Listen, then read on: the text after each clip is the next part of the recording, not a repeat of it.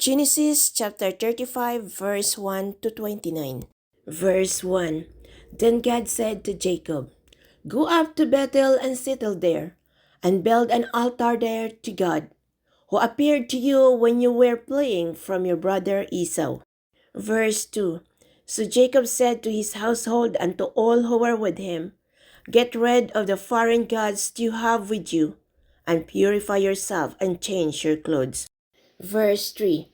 Then come, let us go up to Bethel, where I will build an altar to God, who answered me in the day of my distress and who has been with me wherever I have gone. Verse 4. So to give Jacob all the foreign gods they had and the rings in their ears, and Jacob buried them under the oaks at Shechem. Verse 5. Then they set out, and the terror of God fell on the towns all around them so that no one pursued them. Verse 6. Jacob and all the people with him came to Luz, that is Bethel, and the land of Canaan. Verse 7. There he built an altar, and he called the place El Bethel, because it was there that God revealed himself to him when he was fleeing from his brother. Verse 8. Now Deborah, Rebekah's nurse, died and was buried under the oaks outside Bethel, so it was named Allon Bacuth. Verse 9. After Jacob returned from Padan Aram, God appeared to him again and blessed him. Verse 10. God said to him, "Your name is Jacob, but you will no longer be called Jacob. Your name will be Israel." So he named him Israel. Verse 11. And God said to him, "I am God Almighty. Be fruitful and increase in number. And nations and a community of nations will come from you, and kings will be among your descendants." Verse 12. The land I give to Abraham and Isaac I also give to you, and I will give these lands to your descendants after you. Verse 13. Then God went out from him at the place where he had talked with him. Verse 14. Jacob set up a stone pillar at the place where God had talked with him, and he poured out a drink offering on it. He also poured oil on it. Verse 15. Jacob called the place where God had talked with him Bethel. Verse 16. Then they moved on from Bethel. While they were still some distance from Ephrath, Rachel began to give birth and had great difficulty. Verse 17. And as she was having great difficulty in childbirth, the midwife said to her, "Don't despair, for you have another son." Verse 18. As she breathed her last, for she was dying, she named her son Ben-Oni, but his father named him Benjamin. Verse 19. So Rachel died and was buried on the way to Ephrath, that is Bethlehem. Verse 20. Over her tomb Jacob set up a pillar, and to this day that pillar marks Rachel's tomb. Verse 21. Israel moved on again and pitched his tents beyond Migdal Eder. Verse 22. While Israel was living in that region, Reuben went in and slept with his father's concubine Bilhah. And Israel heard of it. Jacob had 12 sons. Verse 23. The sons of Leah, Reuben the firstborn of Jacob, Simeon, Levi, Judah, Issachar, and Zebulun. Verse 24. The sons of Rachel, Joseph, and Benjamin.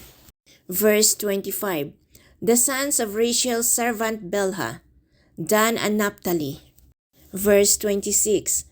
The sons of Leah's servant Zilpah, Gad and Asher. These were the sons of Jacob, who were born to him in Padan Aram. Verse 27. Jacob came home to his father Isaac in Mamre, near Kiriath Arba, that is Hebron, where Abraham and Isaac had stayed. Verse 28. Isaac lived 180 years. Verse 29. Then he breathed his last and died and was gathered to his people, old and full of years, and his sons Esau and Jacob buried him. Genesis chapter 36 verse 1 to 43. Verse 1. This is the account of the family line of Esau, that is Edom. Verse 2.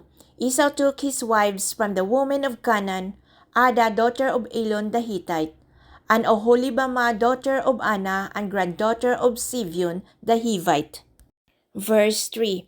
Also Bismath daughter of Ismael and sister of Nebayot. Verse 4. Ada bore Eliphaz to Esau, Bismath bore Ruel. Verse 5. And Oholibamah bore Jeus, Jalam, and Korah. These were the sons of Esau, who were born to him in Canaan. Verse 6. Esau took his wives and sons and daughters and all the members of his household, as well as his livestock and all his other animals and all the gods he had acquired in Canaan, and moved to a land some distance from his brother Jacob. Verse 7. Their positions were too great for them to remain together. The land where they were staying could not support them both because of their livestock. Verse 8. So Esau, that is Edom, settled in the hill country of Seir. Verse 9. This is the account of the family line of Esau, the father of the Edomites in the hill country of Seir. Verse 10. These are the names of Esau's sons: Eliphaz, the son of Esau's wife Ada, and Ruel, the son of Esau's wife Basemath. Verse 11. The sons of Eliphaz: Teman, Umar, Sipho, Gatam, and Kinas. Verse 12. Esau's son Eliphaz also had a concubine named Timnah, who bore him Amalek. These were grandsons of Esau's wife Ada. Verse 13. The sons of Ruel: Nahat, Sirah, Shammah, and Misha. These were grandsons of Esau's wife Basemath. Verse 14. The sons of Esau's wife Oholibamah, daughter of Anna and granddaughter of Sibion, whom she bore to Esau: Jeus, Jalam, and Korah. Verse 15. These were the chiefs among Esau's descendants, the sons of Eliphaz, the firstborn of Esau: chiefs Teman, Umar, Sipho, Kinas. Verse 16. Korah, Gatam, and Amalek. They were the chief descended from Eliphaz in Edom. They were grandsons of Ada. Verse 17. The sons of Esau's son Ruel: chief Nahat, Serah, Shammah, and Misha. These were the chief descended from Ruel in Edom. They were grandsons of Esau's wife Basemath. Verse 18. The sons of Esau's wife Oholibamah: chief Jeus, Jalam, and Korah. These were the chief descended from Esau's wife Oholibamah, daughter of Anna. Verse 19.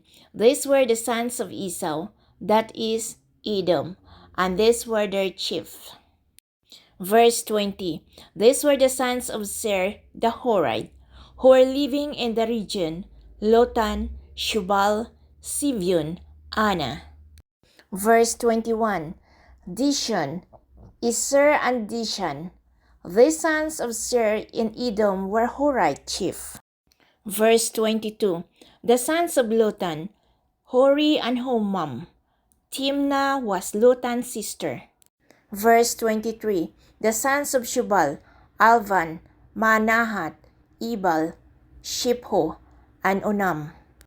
Verse 24. The sons of Sivion: Aya and Anna. This is the Anna who discovered the hot springs in the deserts while he was grazing the donkeys of his father Sivion. Verse 25. The children of Anna: Dishon and Oholibamah, daughter of Anna. Verse 26. The sons of Dishon: Hemdan, Ishban, Etran, and Kiran. Verse 27. The sons of Ezer: Belhan, Saban, and Akan. Verse 28. The sons of Dishan, Osh and Aran. Verse 29. These were the Horite chiefs, Lotan, Shubal, Sibion, Anna. Verse 30. Dishan, Ezer, and Dishan. These were the Horite chiefs, according to their divisions, in the land of Seir. Verse 31. These were the kings who reigned in Edom before any Israelite king reigned. Verse 32. Belah's son Beor became king of Edom. His city was named Dinhabah. Verse 33. When Belah died, Jubab son of Zerah from Bozrah succeeded him as king. Verse 34. When Jubab died, Husham from the lands of the Temanites succeeded him as king. Verse 35. When Husham died, Hadad son of Bedad, who defeated Midians in the country of Moab, succeeded him as king. His city was named Avith. Verse 36.